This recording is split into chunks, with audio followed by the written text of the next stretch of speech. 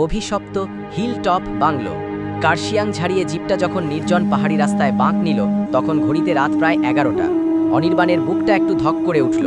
চারদিকে ঘন কুয়াশা, হেডলাইটের আলোতে বড়জোর 2 হাত দূরের রাস্তা দেখা যাচ্ছে। হঠাৎ ইঞ্জিনে একটা বিদঘুটে শব্দ হলো এবং জিপটা দুবার ঝাঁকুনি দিয়ে বন্ধ হয়ে গেল।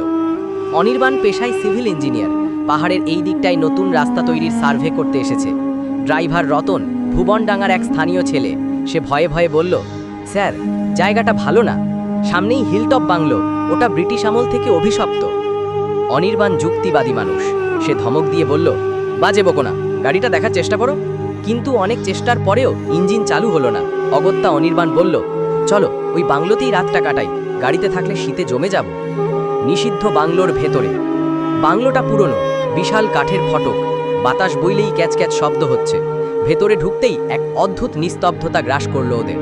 হলঘরে ধুলোর আস্তর, আসবাবপত্র সব সাদা কাপড়ে ঢাকা। হঠাৎ দোতলার সিঁড়ি দিয়ে এক বৃদ্ধ নেমে এলেন। পরনে ব্রিটিশ আমলের খানসামার উর্দি, হাতে একটা হারিকেন। বৃদ্ধের মুখটা ভাবলেশহীন। তিনি খসখসে গলায় বললেন, সাহেবরা কি থাকবেন? অনেক দিন পর অতিথি এলো।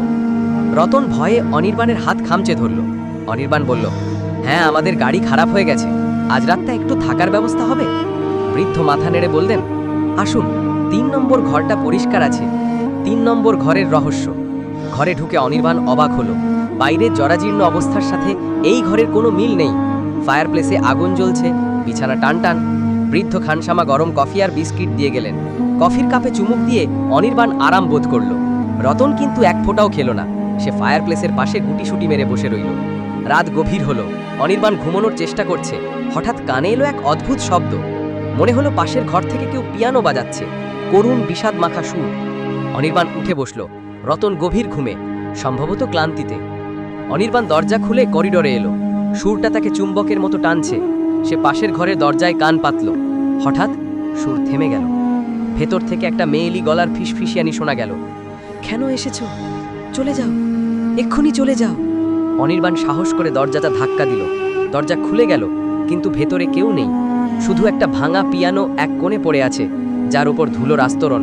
কিন্তু অদ্ভুত ব্যাপার, পিয়ানোর রিডগুলো তখনও কাঁপছে, যেন কেউ এইমাত্র হাত সরিয়ে নিল। সেই ভয়ঙ্কর সত্য। ভয়ে অনির্বাণের গলা শুকিয়ে গেল। সে দ্রুত নিজের ঘরে ফিরে এলো, কিন্তু ঘরে ঢুকতেই দেখল ফায়ারপ্লেসের আগুন নিভে গেছে। আর রতন, রতন সেখানে নেই। রতন, রতন বলে চিৎকার করে উঠল অনির্বাণ। তখনই জানালার কাছে একটা ছায়া সরল। বাইরে প্রবল ঝড় শুরু হয়েছে। অনির্বাণ জানালার কাছে গিয়ে যা দেখল, তাতে তার রক্ত হিম হয়ে গেল। বাংলোর বাগানে একটা প্রাচীন ওক গাছের ডালে রতন ঝুলছে, আর তার নিচে দাঁড়িয়ে সেই বৃদ্ধ খানসামা, তার হাতে সেই হারিকেন। বৃদ্ধ এবার অনির্বাণের দিকে তাকালেন। হারিকেনের আলোতে তার মুখটা স্পষ্ট দেখা গেল। সেটা কোনো মানুষের মুখ নয়, পচে গলে যাওয়া এক বিভৎস মাংসপিণ্ড। বৃদ্ধ দাঁত বের করে হাসলেন এবং ইশারা করলেন, পরের জন তুমি। ভোরের আলো। অনির্বাণ জ্ঞান হারিয়েছিল। যখন জ্ঞান ফিরল, তখন রোদ মুখে এসে পড়েছে। সে নিজেকে আবিষ্কার করল এক ধ্বংসস্তূপের মধ্যে। 3 নম্বর ঘর বলে কিছু নেই, ওটা একটা ছাদহীন ভাঙা ঘর। ফায়ারপ্লেসটা আগাছায় ভরা। কোনো রকমে টলতে টলতে সে রাস্তায় এলো। সেখানে একদল লোক আর পুলিশ দাঁড়িয়ে। পুলিশ অফিসার অনির্বাণকে দেখে অবাক হয়ে বললেন, আপনি বেঁচে আছেন? কাল রাতে তো এই রাস্তায় ল্যান্ডস্লাইড হয়েছে, আপনার জিপটা খাদে পড়ে গেছে। অনির্বাণ তোতলামি করে বলল, আমার ড্রাইভার রতন আর ওই বাংলোর কেয়ারটেকার। পুলিশ অফিসার অদ্ভুত চোখে তাকালেন, বললেন, রতন তো স্পট ডেড, খাট থেকে তার বডি তোলা হয়েছে। আর বাংলো, এই হিলটপ বাংলো তো গত 50 বছর ধরে পরিত্যক্ত। 1970 সালে এখানকার খানসামা পাগল হয়ে বাড়ির মালকিনকে পিয়ানো বাজানো অবস্থায় খুন করে এবং পরে নিজে ওক গাছে ঝুলে আত্মহত্যা করে। তারপর থেকে এখানে কেউ রাত কাটাতে পারে না। অনির্বাণ পকেটে হাত দিল। তার হাতে উঠে এলো একটা পুরনো মরচে ধরা চামচ, যাতে খোদাই করা আছে, লর্ড ক্লাইভস বাংলো 1970।